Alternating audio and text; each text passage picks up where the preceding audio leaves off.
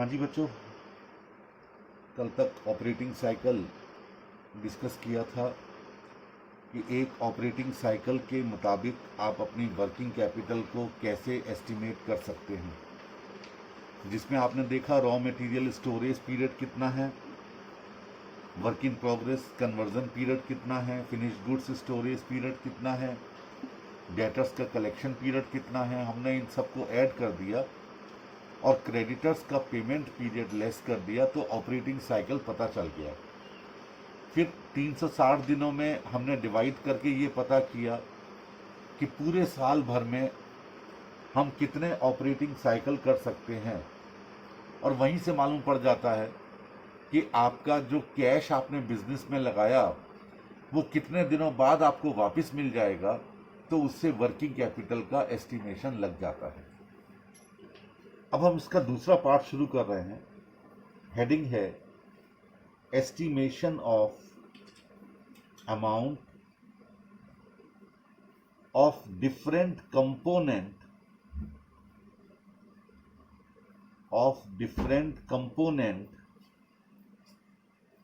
of current assets and current liabilities।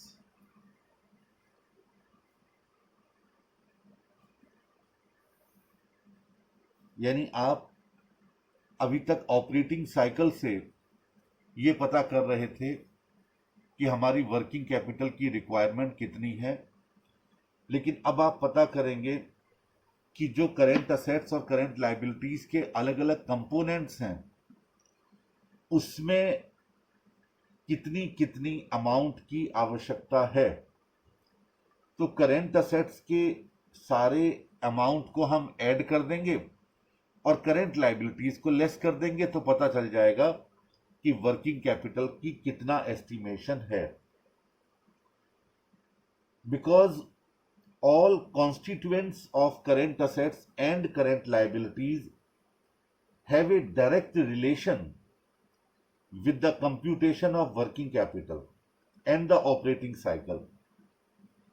The holding period of every constituent of current assets and current liability cycle may either contract or expand the net operating cycle period. तो हर amount को हम अलग अलग निकालेंगे। Shorter the operating cycle period, lower will be the requirement of working capital. Working capital की requirement उतनी कम होगी जितना हमारा ऑपरेटिंग साइकिल पीरियड क्या होगा, कम होगा। ये ध्यान रखिएगा, ठीक है। अब यहां पर तीन चीजें बहुत अच्छी तरह समझने वाली हैं। सबसे पहली चीज ये है कि जब आप रॉ मटेरियल में कितना अमाउंट लगने वाला है, ये ऑपरेटिंग साइकिल जो हम लोगों ने कल कंप्लीट किया था उसी का एक्सटेंशन पार्ट है। तो जब हम रॉ मटेरियल में कितनी अमाउंट लगने वाली है जब हम ये निकालते हैं तो वहां परचेज प्राइस लेते हैं। आप ये देखो किस काम में कितना पैसा लगने वाला है, किस काम में कितना पैसा लगने वाला है। तो रॉ मटेरियल जब हम परचेज करते हैं तो वहां तो खाली मटेरियल की यूनिट का पैसा ही लगता है। तो हमें उसी आधार पर निकालना पड़ेगा कि रॉ मटेरियल के लिए हमें कितने पैसे की आवश्यकता है। जब हम वर्क इन प्रोग्रेस की इन्वेंट्री निकालते हैं तो वहां न सिर्फ रॉ मटेरियल बल्कि लेबर और ओवरहेड्स भी लग चुके होते हैं। अब लेबर और ओवरहेड्स पूरे तो लग नहीं सकते, अगर पूरे लग गए होते तो वो तो प्रोडक्ट हमारा बनकर तैयार हो चुका होता। तो ऐसी कंडीशन में एक एज्यूम्शन ली जाती है कि जितना लेबर और जितने ओवरहेड्स लगते उस प्रोडक्ट को बनाने में, उसका 50-50% लग चुके हैं। उस आधार पर आप वर्क इन प्रोग्रेस में कितनी रकम लगने वाली है ये निकालेंगे। जब फिनिश गुड्स होगा तो कॉस्ट ऑफ प्रोडक्शन आ जाएगा। रॉ मटेरियल में खाली रॉ मटेरियल आया था, वर्क इन प्रोग्रेस में रॉ मटेरियल भी आया और लेबर और ओवरहेड्स का 50% आया। लेकिन फिनिश गुड्स में तीनों का 100% आ जाएगा, क्योंकि वहां पर लेबर भी लग चुकी होगी, वहां पर ओवरहेड्स भी लग चुके होंगे, और वहां पर रॉ मटेरियल भी लग चुका होगा। तो ऑटोमेटिकली तीनों चीजें लग चुकी हैं, तो वहां एस्टिमेटेड कॉस्ट ऑफ प्रोडक्शन आ जाएगी। डेटर्स में भी यही आ जाएगा। क्यों? क्योंकि वहां पर कॉस्ट ऑफ सेल्स लेंगे, क्योंकि आपने सेल नहीं लेनी है, आपका पैसा तो कॉस्ट में ही लगना है। प्रॉफिट तो आपको मिलता है, उसमें आपका पैसा थोड़ी लगता है। 10 रुपए की एक यूनिट आप बेच रहे हो और मान लो उसमें आप 10% का प्रॉफिट कमा रहे हैं, तो कायदे में तो आपको डेटर से 10 रुपए मिलने हैं एक यूनिट के, लेकिन आपका पैसा कितना लगा हुआ है? 9 रुपीज, क्योंकि 1 रुपए तो आपका प्रॉफिट है। तो आप वहां पर एस्टिमेटेड कॉस्ट ऑफ सेल्स लेंगे, लेकिन एक बात ध्यान रखिएगा, इसमें डेप्रिसिएशन इंक्लूड नहीं होगा, क्योंकि डेप्रिसिएशन एक नॉन कैश आइटम है, और नॉन कैश आइटम कभी भी कॉस्ट का हिस्सा तो होता है, लेकिन कैश का हिस्सा नहीं होता। यहां पर दो तरह की अप्रोच है, वो मैं आपको अभी समझाऊंगा। फिलहाल आप estimation of current asset heading डालिए। एस्टिमेशन ऑफ करेंट एसेट्स, सबसे पहले लिखिए raw material inventory.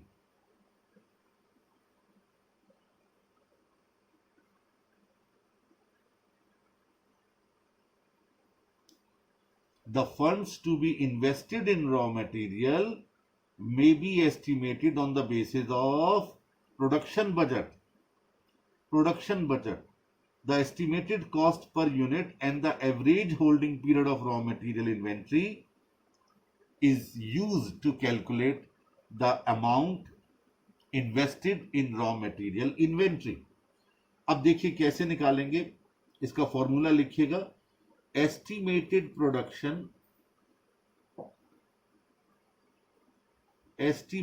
Production bracket में लिखिए in units divided by 12 months oblique 365 days।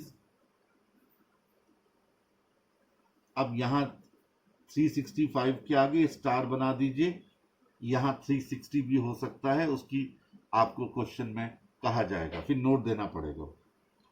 Into, अब ये फ्रैक्शन तो हो गया, अब बीच में लगाइए into estimated cost per unit into average raw material storage period.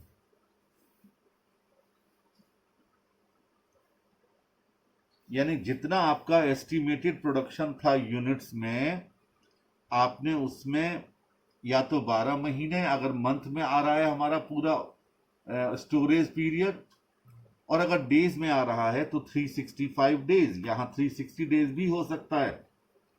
उससे हमारे एक दिन का निकल के आ गया कितनी यूनिट प्रोड्यूस करनी है, उसमें estimated cost of raw material multiply कर दिया, और फिर रॉ मटेरियल का होल्डिंग पीरियड जितना था एवरेज, उसे मल्टीप्लाई करके हमने निकाल दिया कि कितनी कॉस्ट आपकी लगनी है। चलो एक एग्जांपल से समझते हैं। मान लो आप 73,000 यूनिट्स बनाते हैं पूरे साल में। ये 73,000 का टोटका इसलिए ले लिया कि 365 से डिवाइड हो जाए, डिवाइडेड बाय 365 डेज।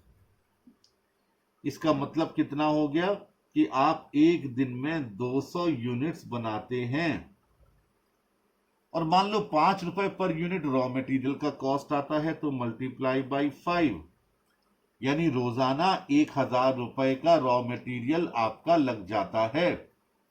और मान लीजिए रॉ मटेरियल का होल्डिंग पीरियड 15 दिन का निकला था, तो मल्टीप्लाई बाय 15 दिन, तो ये निकल के आ गया 15,000 रुपए।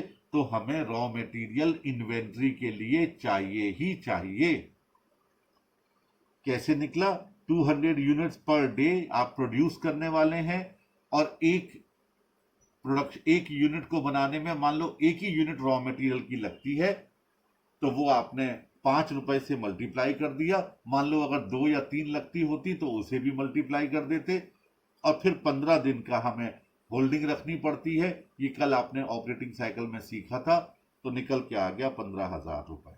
ये पहला हो गया रॉ मटेरियल इन्वेंट्री। अब दूसरा है work in progress inventory.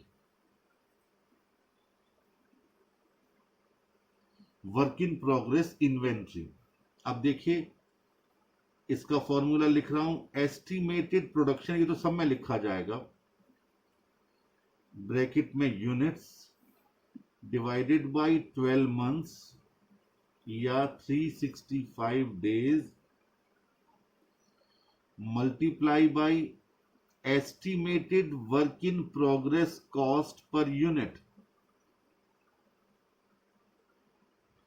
estimated work in progress cost per unit multiply by average work in progress holding period। average work in progress holding period, ये निकल के आ गया वर्क इन प्रोग्रेस में कितनी रकम आपको लगानी है। अब आ जाइए finish goods.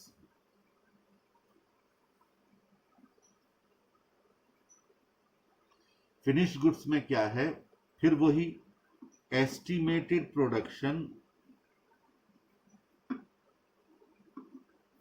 Divided by 12 months या 365 days multiply by estimated cost of production पर unit multiply by average finished goods storage period।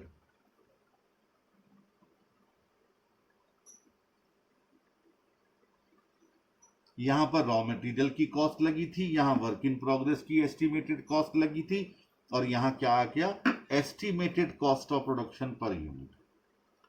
ठीक है, अब आइए, ये तो हो गया इन्वेंट्री के तीनों पार्ट्स। अब आइए रिसीवेबल्स यानी डेटर्स। रिसीवेबल्स में आप क्या निकालते हैं कि डेटर्स में कितना लगा हुआ है। फॉर्मूला लिखिएगा, estimated production divided by 12 months या 365 days multiplied by estimated cost of sales. शब्द बदल रहे हैं, ब्रैकेट में लिखिए excluding depreciation per unit multiply by average receivable collection period.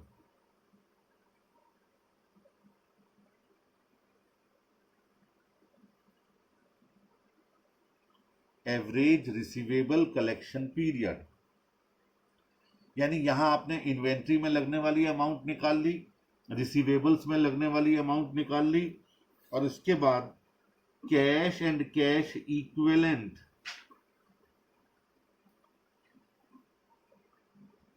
ये क्वेश्चन में आपको दिया जाएगा, यानी minimum desired cash and bank balance. Minimum desired cash and bank balance ये क्वेश्चन में आपको दिया जाएगा, which is to be maintained, तो ये आप उसमें ऐड कर देंगे। यानी करेंट असेट्स में आपको कितनी रकम की आवश्यकता है वो आपने इन फॉर्मूलोज की मदद से निकाल लिया। अब इसके बाद आप क्या करेंगे, आप इसके बाद करेंगे एस्टिमेशन ऑफ करेंट लायबिलिटीज। अब ये जो है करंट लायबिलिटीज का एस्टिमेशन करने के बाद आप इसे लेस कर देंगे, तब निकल के आ जाएगा वर्किंग कैपिटल रिक्वायरमेंट। तो ये लीजिए, एस्टिमेशन ऑफ करंट लायबिलिटीज। इसमें सबसे पहले ट्रेड पेबल्स। ट्रेड पेबल्स में आप क्रेडिटर्स लेंगे तो आप क्या करेंगे, जरा देखिए फॉर्मूले में थोड़ा चेंज आएगा। एस्टिमेटेड क्रेडिट परचेजेस, क्योंकि यहां पर कैश परचेज नहीं आएगी, क्रेडिट परचेज आएगी, डिवाइडेड बाय 12 मंथ्स या 365 days multiplied by credit period allowed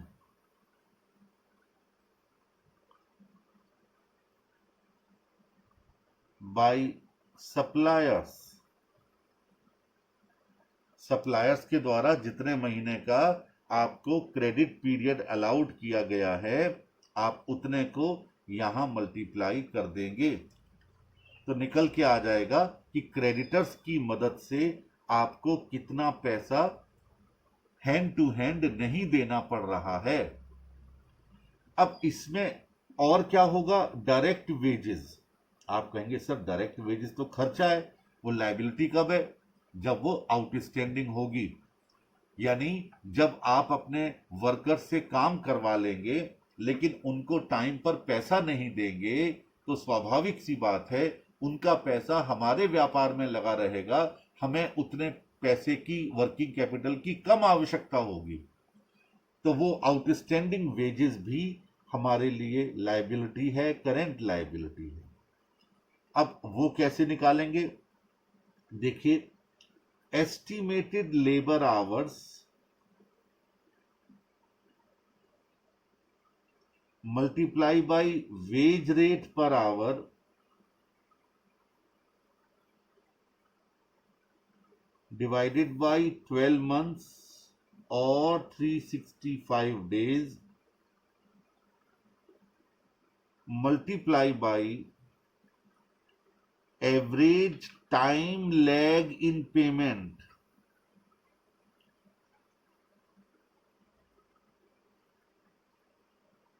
मान लो आपसे कहा गया 7 दिन बाद आप मजदूरी का भुगतान करते हैं तो 7 दिन आ गया, 15 दिन बाद करते हैं तो 15 दिन आ जाएगा, वो टाइम लैग है। टाइम लैग का मतलब कितने दिनों बाद आप उसका भुगतान करते हैं। ऐसे ही ओवरहेड्स आ जाएंगे, लेकिन फिर याद रखना, ओवरहेड्स अगर आउटस्टैंडिंग है तो फिर उसमें डेप्रिसिएशन को शामिल नहीं करना है। उसका क्या फॉर्मूला बना, वही सेम फॉर्मूला चल रहा है, estimated overheads divided by 12 months या 365 days multiply by average time lag in payment of overheads. ठीक है, ये निकल के आ गई करेंट लायबिलिटीज। अब इसका एक स्टेटमेंट बनेगा। स्टेटमेंट कैसे बनेगा, ऊपर हेडिंग डालेंगे estimation of working capital requirement, अलग अलग महीने के लिए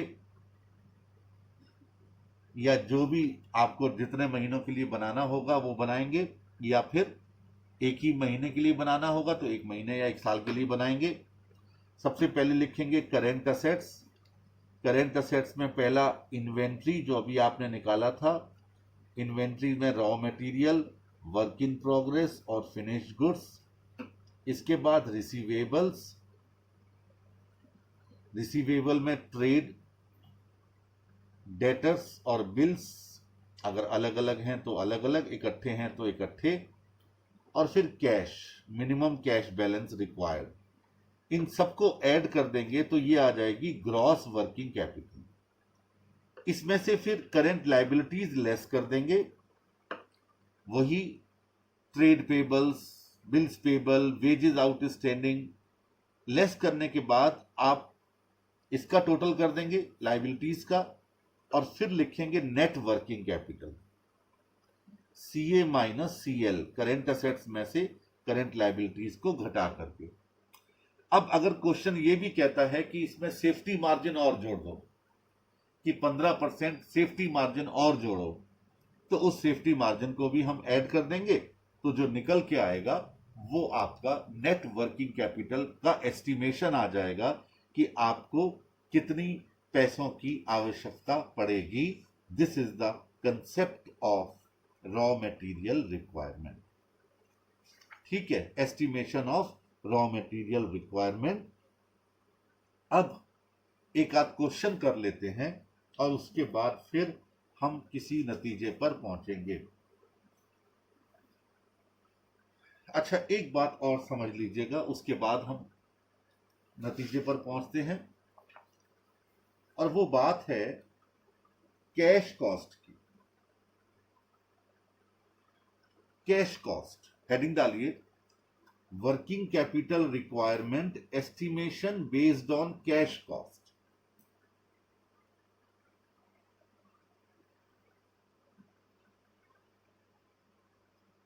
working capital requirement estimation based on cash cost।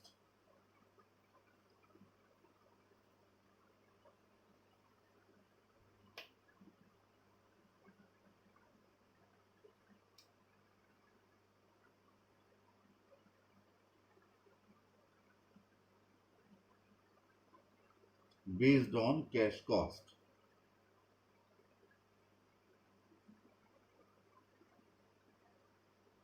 देखिए बेटे, अभी थोड़ी देर पहले ही मैंने आपको बताया था इसके बारे में, बस खाली 2 मिनट की चर्चा है। लेकिन ये काम आप कब करेंगे? जब क्वेश्चन में कैश कॉस्ट बेसिस पर करने को कहा जाएगा।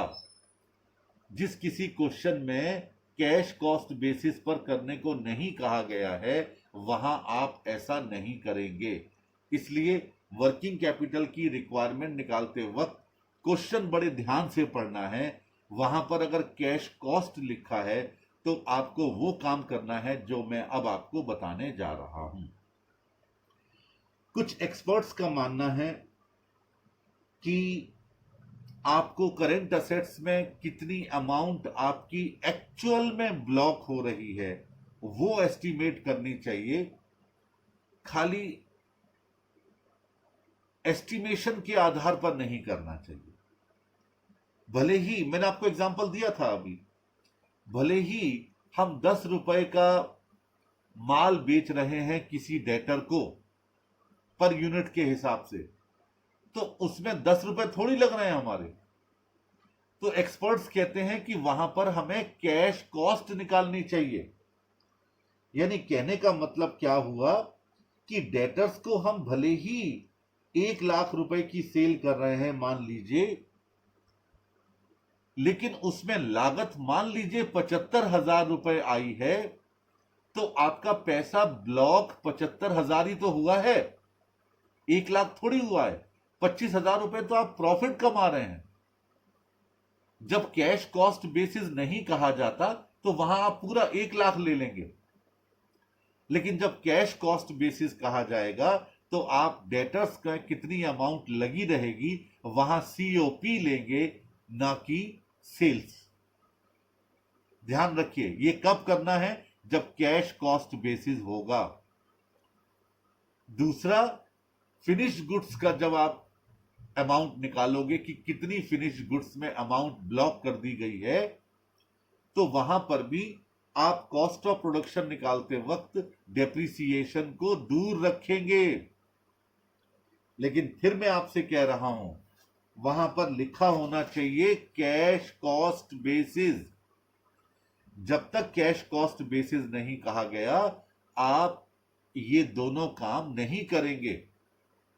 चलिए क्वेश्चन खोल के दिखाता हूं मैं आपको, अपनी बुक में आप निकालिएगा तो वहां आपको लगेगा कि कहां पर कैश कॉस्ट बेसिस कहा गया है।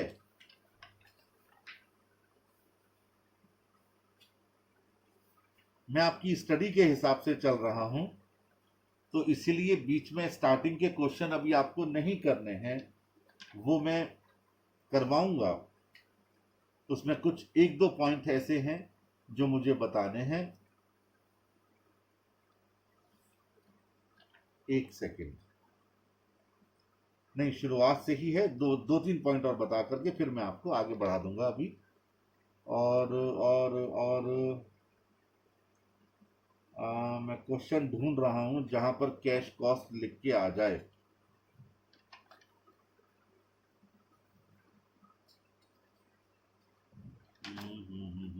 देखिए, एक क्वेश्चन नंबर 8 है जी,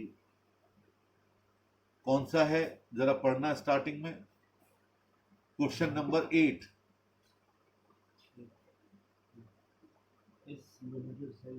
हाँ बिल्कुल ठीक है। S limited sells goods at a gross profit of 25%।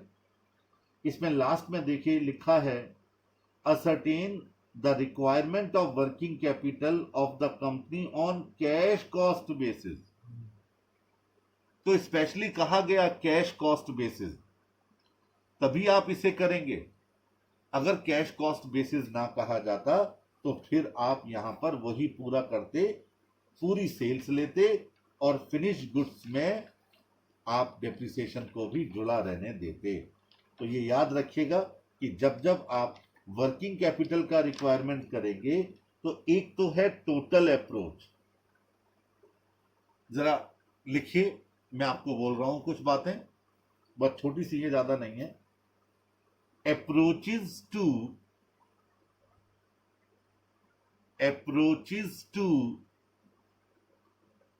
estimation of working capital requirement।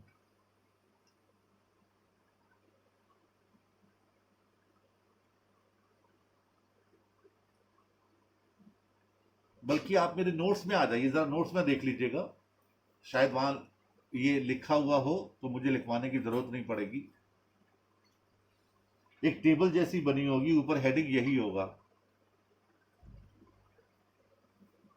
Operating cycle के बाद।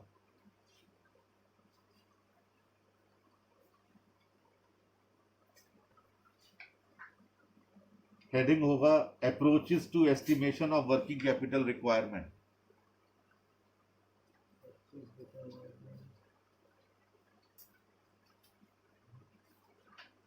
टंडन कमेटी से पहले होगी। टंडन कमेटी से पहले होगी। हाँ,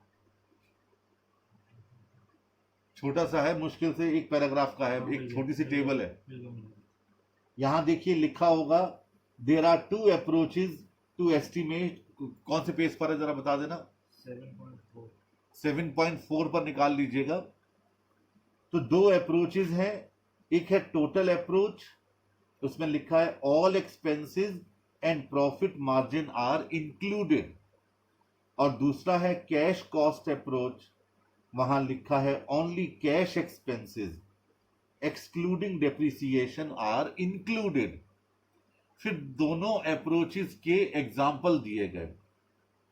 जैसे वर्क इन प्रोग्रेस में क्या लेंगे आप, टोटल अप्रोच में raw material plus 50% of direct labour and direct expenses plus all production expenses. Direct labour plus direct expenses plus all production expenses का 50% लेंगे। ऐसे ही कैश कॉस्ट अप्रोच में raw materials plus 50% of direct labour direct expenses and production overheads excluding depreciation. ठीक हो गया। Finish goods यहां लेंगे COP, यहां लेंगे सीओपी लेस डेप्रिसिएशन, और सन्डी डेटर्स यहां लेंगे सेलिंग प्राइस और इधर लेंगे selling price less profit margin less depreciation. चलिए ये दोनों पर निशान लगा लीजिए, ये बहुत इंपॉर्टेंट है, क्वेश्चन करते वक्त जरूरत पड़ती है। अब इसके बाद बात आती है, हेडिंग डालिए मैक्सिमम परमिजेबल बैंक फाइनेंस।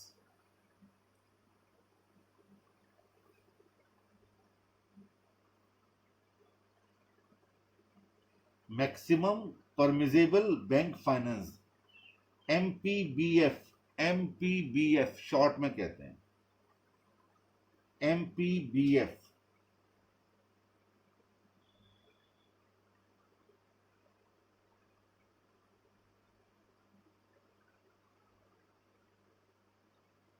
देखिए रिजर्व बैंक ऑफ इंडिया ने 1974 में एक कमेटी गठित की under the chairmanship of mister PL Tandon, और उनसे कहा कि आप ये बताएं कि किसी बिजनेस में बैंक अगर फाइनेंस करना चाहता है तो वो मैक्सिमम कितना करे। मैक्सिमम कितना करे।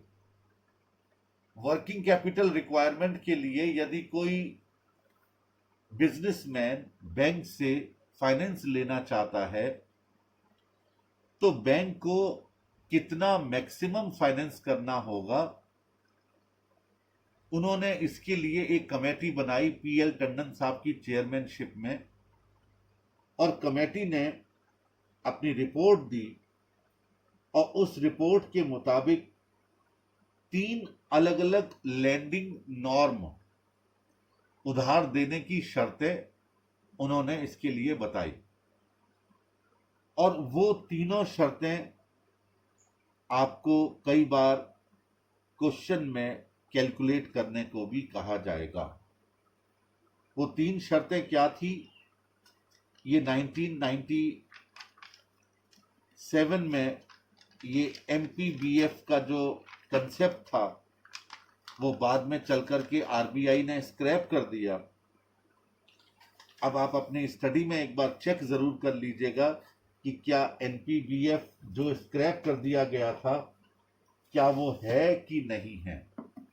एक बार स्टडी मेरे सामने है और मैं एक बार चेक करना चाहता हूं कि टंडन कमेटी वाली रिकमेंडेशन इन्होंने आपके सिलेबस में रखी हैं या नहीं रखी हैं।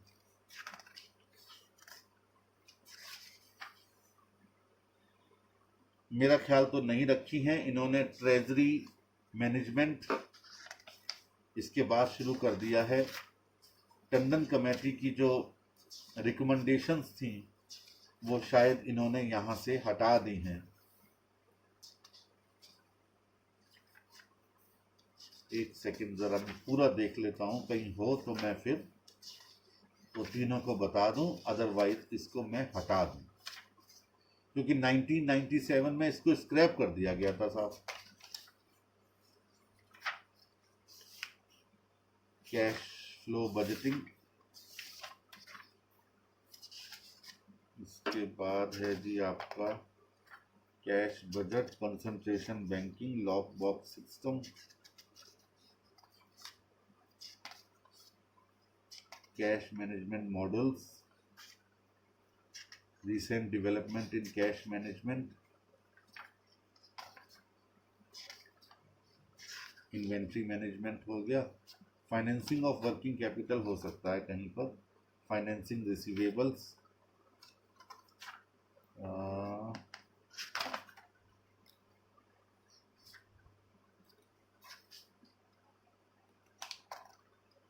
Management of payables, financing of working capital, sources of finance, commercial papers, working capital finance from banks, forms of bank credit, yes ये आ गया है। Maximum permissible bank finance Tandon committee, ये आपके 10th चैप्टर में है, 95 पेज पर, नोट कर लीजिए। ये आपकी स्टडी में 10th चैप्टर में है और 95 पेज पर है, बिल्कुल एंड में दी गई हैं, बिल्कुल एंड में। अच्छा हुआ मैंने एंड तक देख लिया, नहीं तो मैं ये समझता कि ये आपके सिलेबस में से हटा दिया गया है। बिल्कुल है जी, इसे कहेंगे MPBF यानी मैक्सिमम परमिजेबल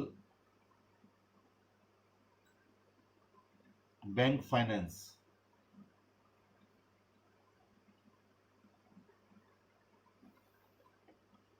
इसके लिए टंडन कमेटी, आगे लिख दीजिए टंडन कमेटी। मैं ज्यादा इतना समय नहीं है कि मैं आपको डिटेल में ले जाऊं, बस मैं खाली 3 लैंडिंग नॉर्म्स आपको बता देता हूं। बहुत इजी है, अभी हम क्वेश्चन करेंगे तो आपके सामने आ जाएगा। हेडिंग डाल दीजिए लैंडिंग नॉर्म्स। पहली थी क्या 75% ऑफ, ब्रैकेट में लिखिए current assets minus current liabilities, ये पहली लैंडिंग नॉर्म है। आप इस फॉर्मूले की जगह लिख सकते हैं 75% ऑफ नेट वर्किंग कैपिटल और 75% ऑफ नेट वर्किंग कैपिटल। ये पहली लैंडिंग नॉर्म है, यानी बैंक क्या करे, करंट असेट्स में से करंट लायबिलिटीज को घटा दे, जितनी नेट वर्किंग कैपिटल आ रही है उसका 75% आपको लैंड कर दे, उधार दे दे। दूसरी नॉर्म क्या थी, 75% of current assets minus current liabilities. पिछली बार current assets minus current liabilities bracket में थी, इस बार क्या है कि करंट असेट्स का 75% निकालिए और उसमें से करंट लायबिलिटीज पूरी घटा दीजिए। यानी पिछली बार तो नेट वर्किंग कैपिटल का 75% था, इस बार करंट असेट्स का 75% है। इसका मतलब यह हो गया कि जो बोरोवर है उसे कंट्रीब्यूट करना पड़ेगा कम से कम करंट असेट्स के 25% का अपने लॉन्ग टर्म फंड्स में से। यानी borrower has to invest at least 25% of the current assets out of his या out of its long term funds। ये दूसरी नॉर्म थी। और तीसरी नॉर्म है 75% of soft core current assets. Soft core current assets less current liabilities. यानी soft core current asset जितनी होंगी उसका 75%, उसमें से फिर करंट लायबिलिटीज को घटाया जाएगा। यानी यहां पर borrower has to contribute the entire hard core capital. लिख लीजिए, यहां पर लिखो 10, इसी के नीचे लिखो 10। The borrower has to contribute the entire hardcore current assets, entire hardcore current assets, and a minimum of 25% of the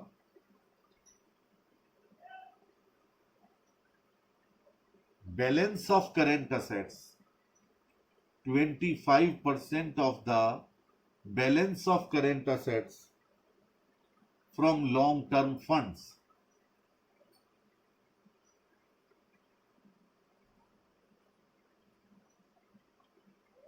ये थी 3 landing norm.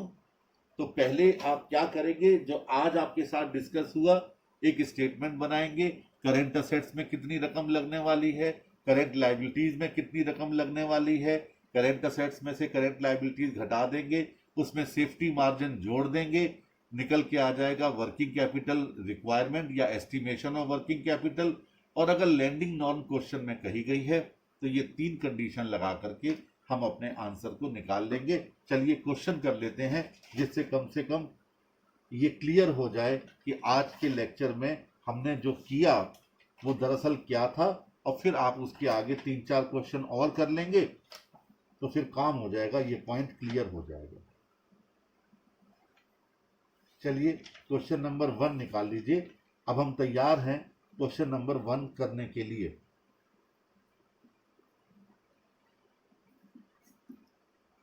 Working capital estimation and MPBF, यही है ना question number 1।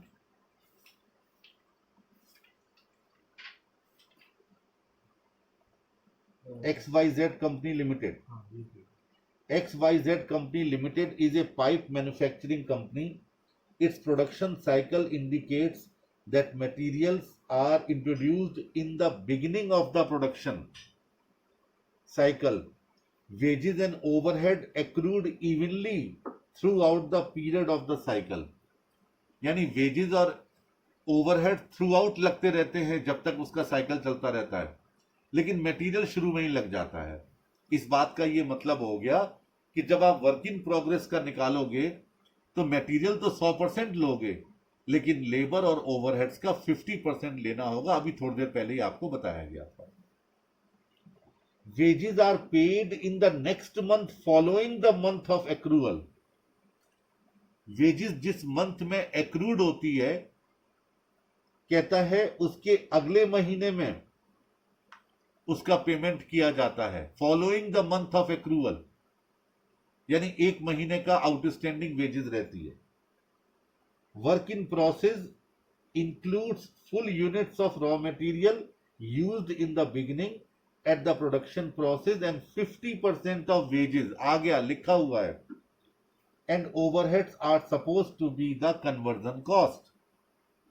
Details of production process and the components of working capital are as follows। आपको नीचे दिए गए हैं, ठीक है। कहता है required to calculate the amount of working capital required for the company, कितनी वर्किंग कैपिटल की आवश्यकता है, and its maximum permissible bank finance under all the three methods of lending norms as suggested by the Tandon Committee, assuming the value of core current assets is 1 crore। core current assets 1 crore question में दे दिया गया है, ठीक है जी। आगे बढ़ सकते हैं, बढ़िए। हेडिंग डालिए, स्टेटमेंट शोइंग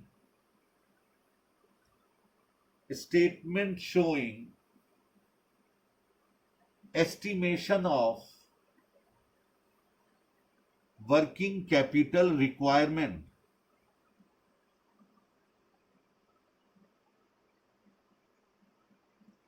अब सबसे पहले लिखिए करेंट असेट्स,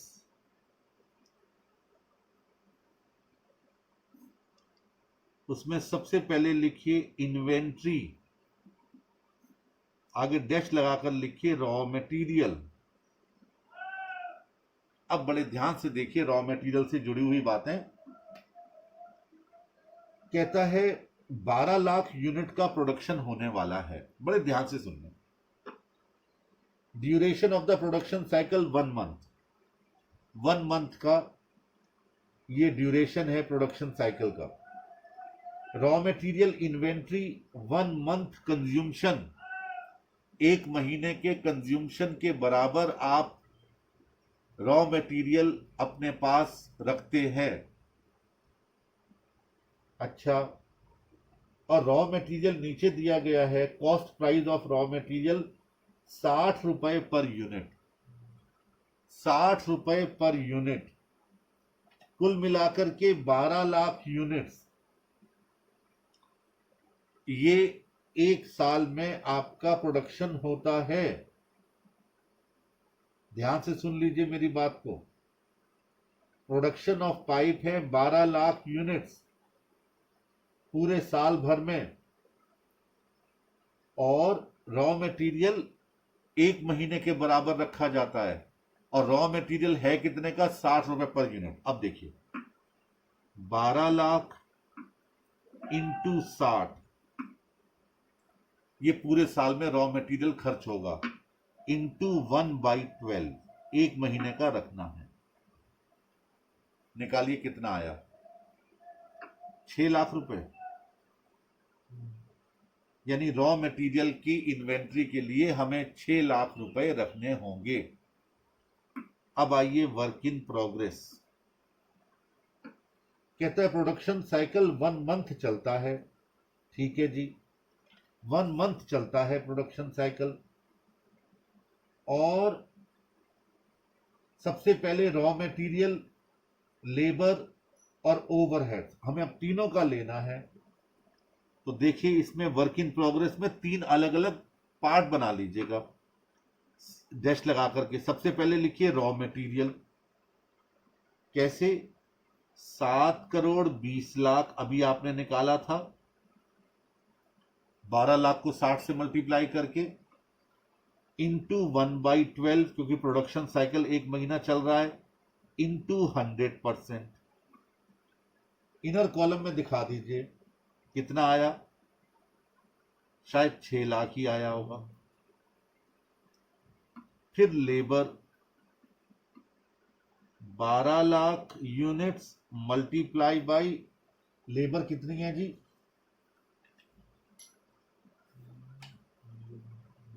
डायरेक्ट वेजेस 10 है और ओवरहेड्स 20 है, तो टोटल हम 30 कर लें, इंटू 30 इंटू 1/12 और इंटू 50%। निकालिए कितना आया साहब, 15 लाख। 15 लाख। ठीक है, यानी टोटल कितना हो गया, पहले वाला हम गलती कर रहे हैं मान्यवर, 6 लाख नहीं था 60 लाख आएगा। ऊपर रॉ मटेरियल भी गलत हो गया, 12 लाख इंटू 60 करना, 60 लाख आया। 60 लाख, तो 60 लाख और 15 लाख 75 लाख रुपए तो हमें चाहिए किसके लिए, वर्क इन प्रोग्रेस के लिए। प्लस 20 लाख।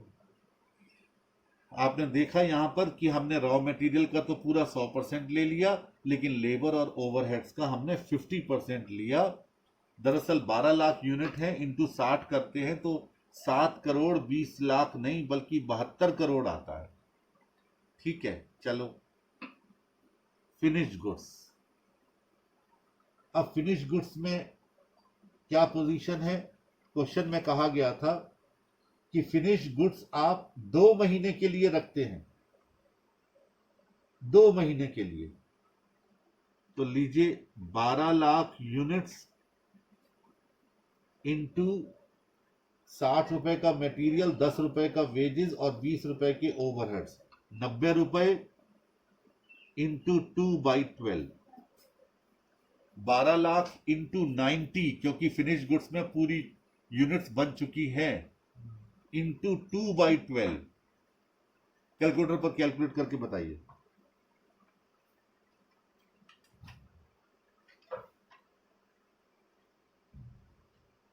है 1 करोड़ 80 लाख। 1 करोड़ 80 लाख रुपया चाहिए आपको, किसके लिए, फिनिश गुड्स के इन्वेंट्री के लिए। अब इन्वेंट्री तो तीनों हो गए, अब आ जाइए रिसीवेबल्स यानी डेटर्स। कितनी यूनिट्स आप बेच रहे हैं, 12 लाख पूरी बेच रहे हैं, और कितने के हिसाब से बेच रहे हैं, 100 के हिसाब से। यहां पर कैश कॉस्ट बेसिस तो है नहीं, तो मल्टीप्लाई बाई 100। और क्रेडिटर्स को उधारी कितने महीनों की दे रहे हैं, डेटर्स को 2 महीने की, इंटू 2/12। निकालिए कितना आया, 2 करोड़ आ गया। अब मिनिमम कैश क्वेश्चन में कहा नहीं गया, छोड़ दीजिए, टोटल कर लीजिए। ये आ गया 5 करोड़ 15 लाख।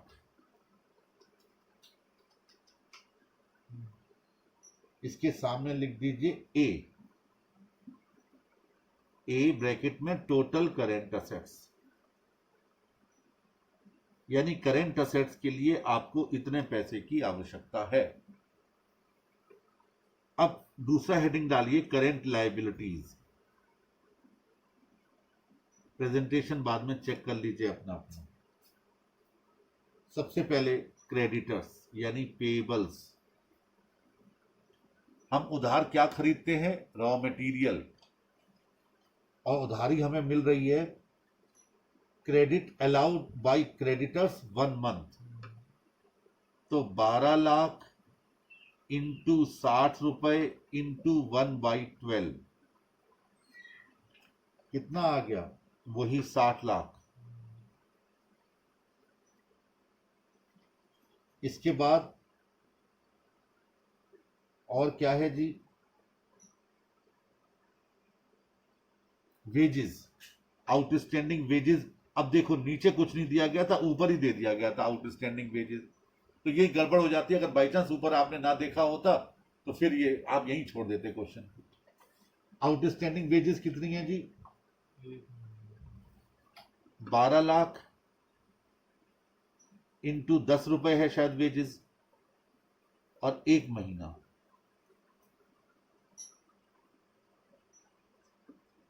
यानी 10 लाख रुपए।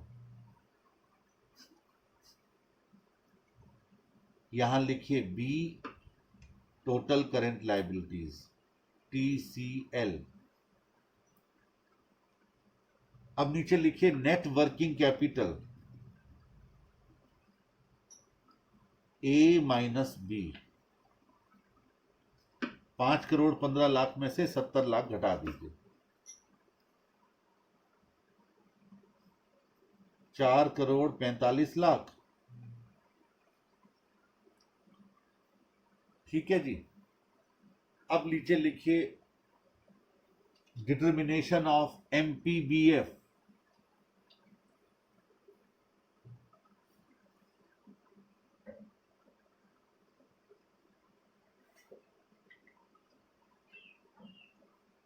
Determination of MPBF।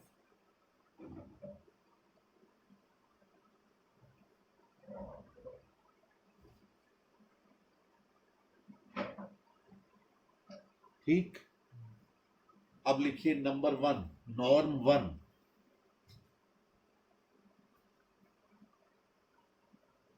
करेंट ऊपर डाल दीजिए rupees in lakhs, rupees in lakhs.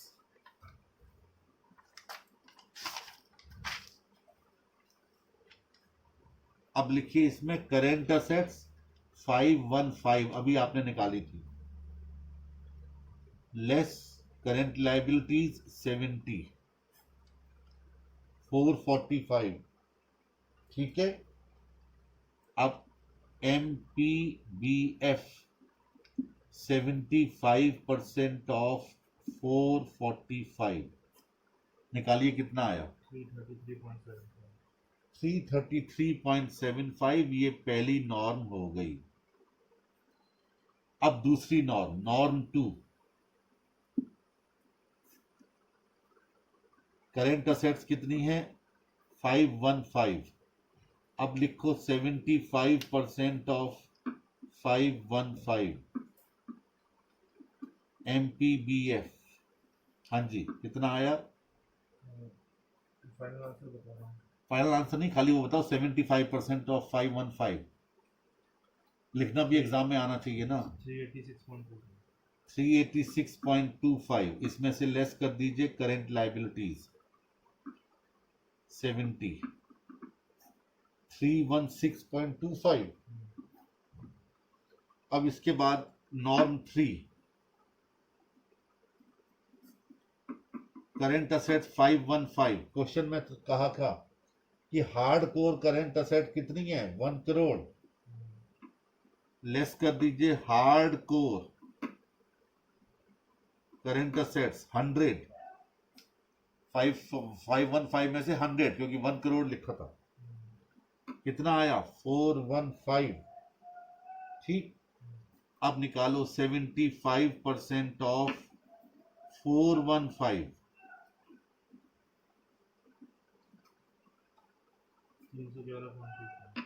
311.25। इसमें से लेस कर दीजिएगा करंट लायबिलिटीज 70, 241.25। ये निकल के आ गया आपका 3 नॉर्म्स, जो कि आपको क्वेश्चन में कहा गया था निकालने के लिए। ये था पहला क्वेश्चन, जिसमें आपने वर्किंग कैपिटल एस्टीमेट भी की और मैक्सिमम परमिजेबल बैंक फाइनेंस भी कैलकुलेट किया 3 अलग अलग नॉर्म्स में। ये था आपका पहला क्वेश्चन। आगे 2-3 क्वेश्चन अगर आप ट्राई करेंगे तो अच्छा लगेगा। इसी बहाने आज का टॉपिक ये फायदेमंद भी साबित होगा और आप रिपीट भी कर लेंगे। तो अगले 2 या 3 क्वेश्चन जरूर कीजिए आज इसके, कल फिर हम आगे बढ़ेंगे। That's all.